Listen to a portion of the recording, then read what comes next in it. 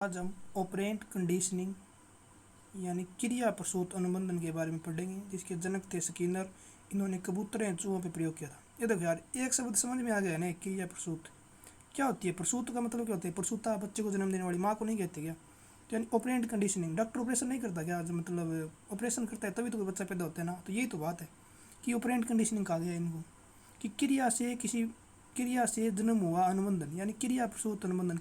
यानी इसलिए तो इसे आरएसवादी कहते हैं। आरएसवादी क्यों कहते हैं? क्योंकि पहले इसमें रिस्पॉन्स होता है, फिर इसमें स्टिमुलस होता है, और स्टिमुलस का इसमें पता भी नहीं होता, यानी उद्दीपक या लक्ष्य का पता नहीं होता है। यानी पहले क्या क्रिया करता रहता है प्राणी, ठीक है।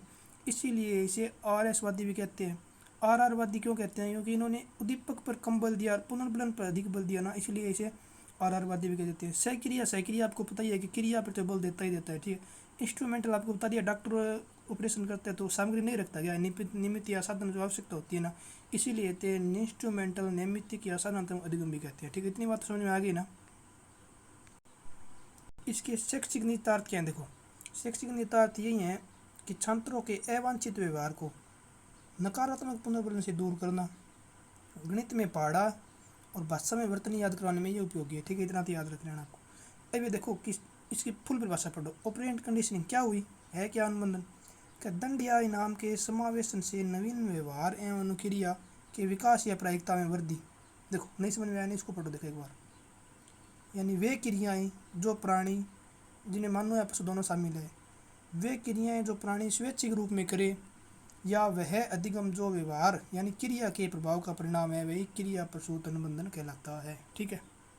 अब ये देखो, इसकी में जो पुनर्बलन है ना, पूछा गया है कि क्रिया प्रसूत अनुबंधन में पुनर्बलन किसकी प्रकृति पर निर्भर करता है भाई?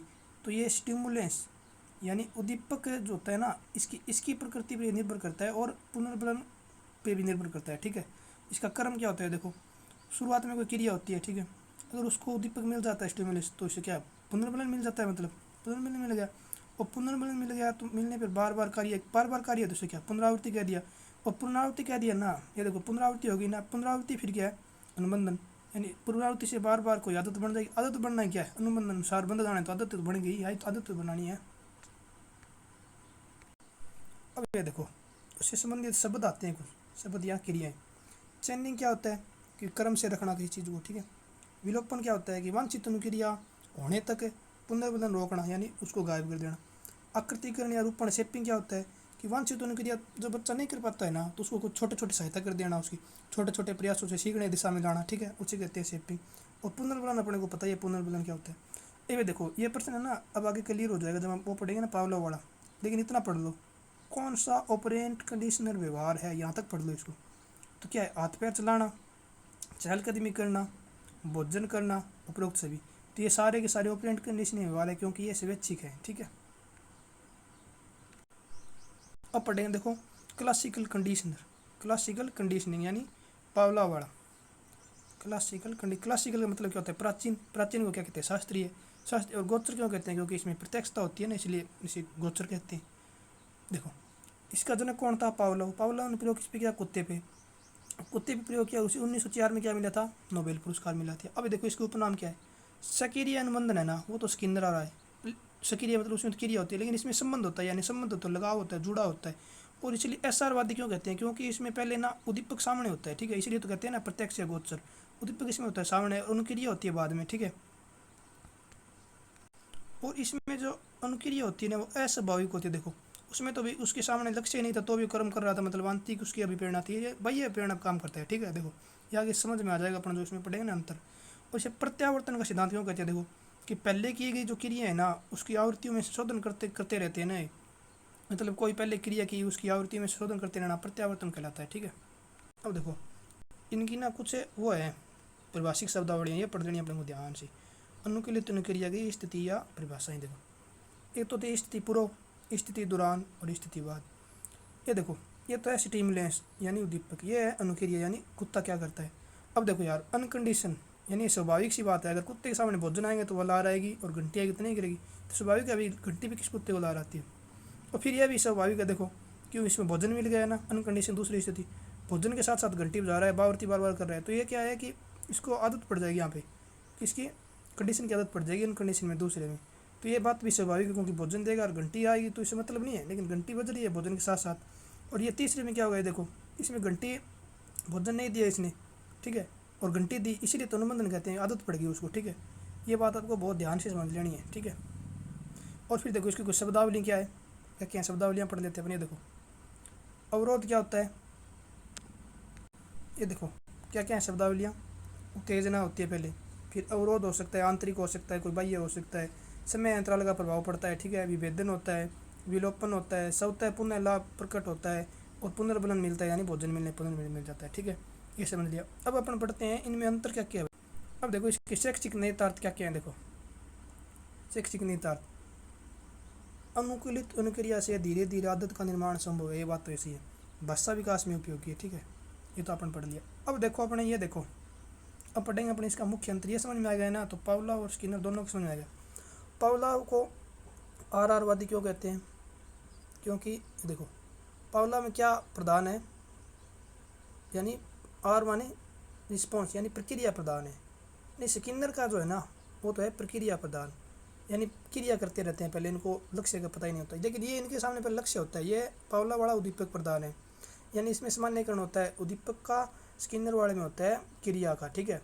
तो ये स्किनर वाले ने क्या है, पुनर्बलन बाद में देते हैं, पावलोव वाले पुनर्बलन पहले दे देते हैं।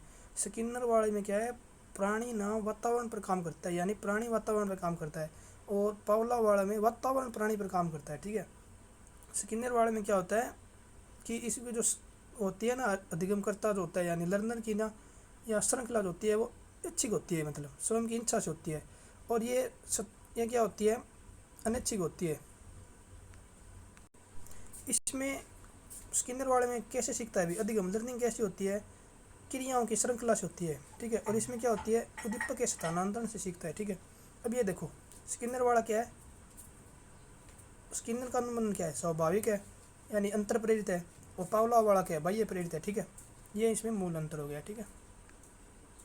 हमने शुरुआत में पढ़ लिया था पहले वाली क्लास में कि पुनर्बलनवादी यानी SR वादी या RS वादी, ये कभी कभी RS वादी हो जाते हैं, कभी कभी SR वादी होती हैं। चार है मुख्यतः, मूलतः है स्किनर ऑपरेंट कंडीशनर वाले, फिर है पावलोव जिन्होंने क्लासिकल कंडीशन दिया, फिर है थॉर्नडाइक जिन्होंने ट्राई एंड एरर का वो दिया था, और एक है पुनर्प्रबलन क्लार्क हल का।